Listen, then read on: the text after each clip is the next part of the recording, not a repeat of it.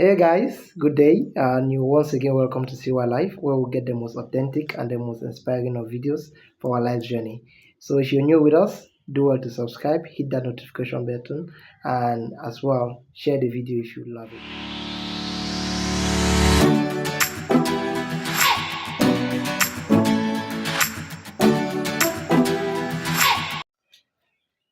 So once again, you're welcome. Today we are going to be considering a very important topic, and I would like to say that while I consider this topic today, I thought to myself, I was like, Sigrid, there are so many things that you need to fix, even in this topic that you want to talk about. And yeah, and I want to say I have not arrived, I have not accomplished, I have not yet mastered it per se, but I think I'm heading towards it. And I see it as a very great disturbance for many of our young people today. And today we'll be looking at living in the digital world. And you know, the world has sometimes been referred to as a global village where each and every one of us are considered as digital citizens. And the era in which we live in is an era of great exposure. And I would like to say there has never been a generation like this particular generation. We are bombarded with a lot of content, with a lot of exposure, a lot of things for us to consume. And right from the social media to the television to our laptops, there is so much on our decks. And oftentimes, living in this type of a world, it's important to understand that the digital age has come to stay, no doubt.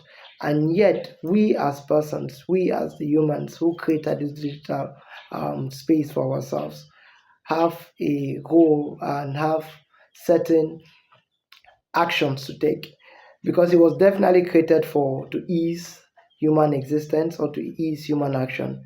But I want to say oftentimes it has become a source of control for many of us. And for many of us, it is becoming increasingly difficult to control the impulse to check our emails, to check our inbox, to check our phones. And yet again, while the digital technology um, can connect families very much and friends over geographical distances, as well as it is critical to recognize that Facebook and post and all of the social medias aren't equal to actual conversations and to actual relationships that we may have. And so this brings me to the aspect of the pros and the cons of the digital world. Firstly, the strengths, digitalization and technology has brought a lot of increase in productivity and also automation in many of our tasks and better customer experiences, easy to switch from one particular product to the other.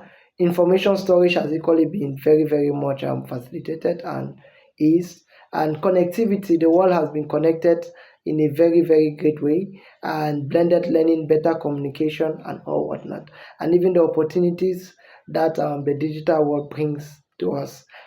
And so these are a few of the different strengths that we have within the digital world.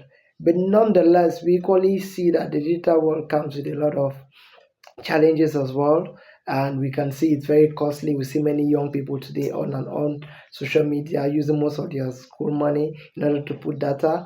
And secondly, there's a lot of security issues with so many hackers coming on board, and even and it's an ever-changing landscape wherein you need to remain abreast, and also the digital media manipulation aspect of it, wherein many people come online to manipulate others, and the aspect that it can equally be very, very addictive and too much of work for so many people. And you find yourself being on social media or being online for a long period of time and not even knowing what you're doing online. And also, it has been one of the great disadvantages of the digital spaces. It has actually come, or the digital world is, it has actually come to shrink most of our job opportunities. Many people are complaining today that due to technology, due to globalization, many people are losing their job because many systems and many um, jobs are being automated. Like we have in the bank today. Before we had so many tellers, but now we could have just few tellers because of the advent of ATM machines. So that equally has brought a lot of hindrances in the world of that we live in today. And so, talking about the addictive nature of social media or the digital world, we must equally know how to manage our time that we spend within the digital world. What are some of those things that we must do in order not to be carried away? One thing that I failed to mention was the fact that the digital age has brought some sort of social isolation, wherein people live together, yet there is no connection between them.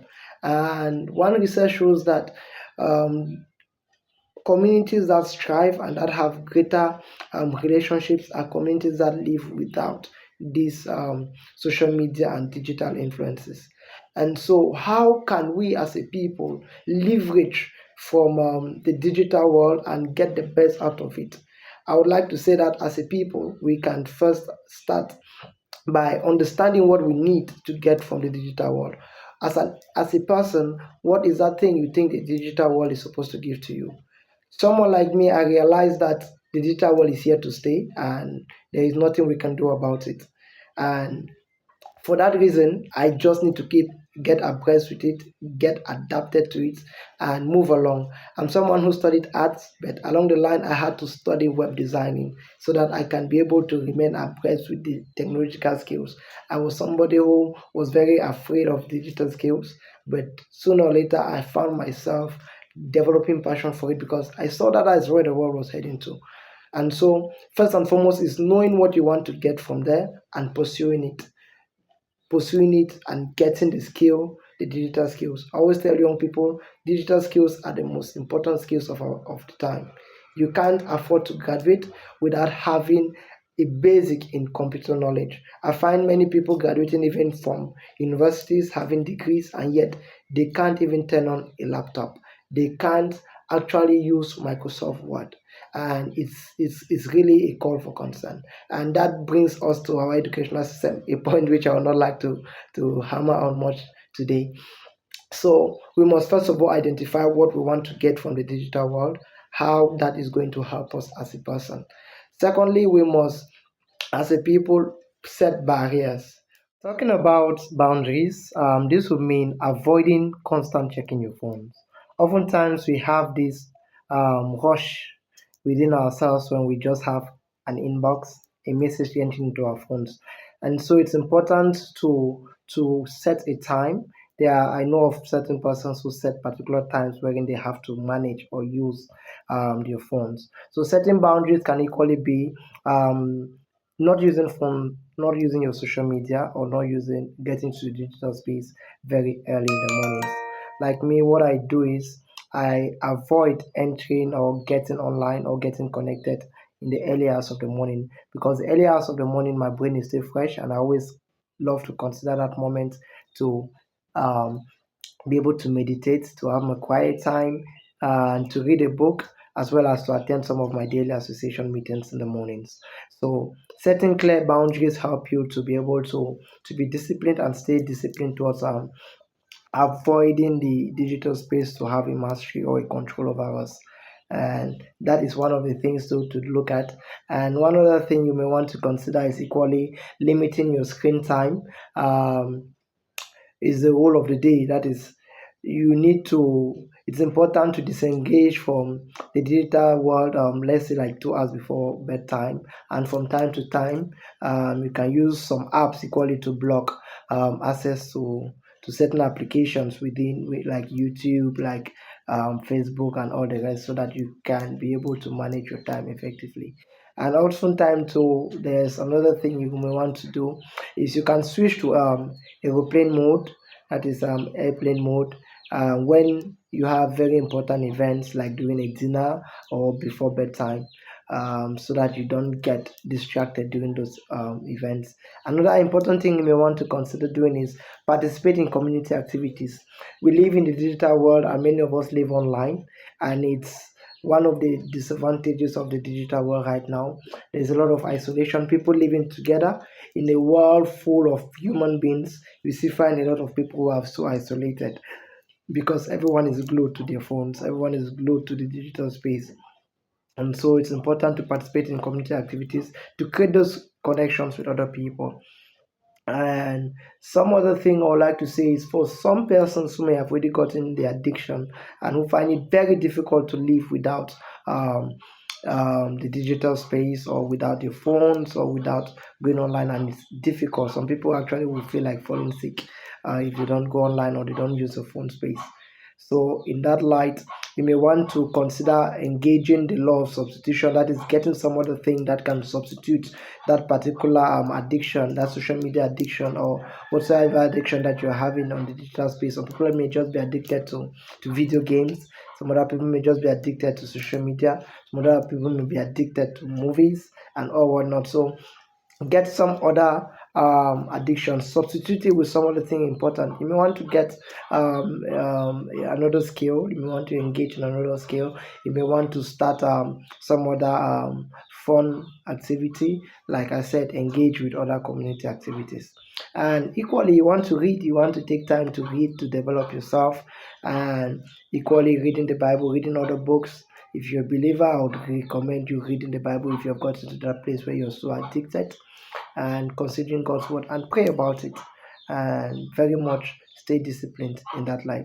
So, in conclusion, I'd like to say what besides the youth or the individual in our generation who doesn't learn to master or to control his or her use over the digital space, because it's going to be catastrophic.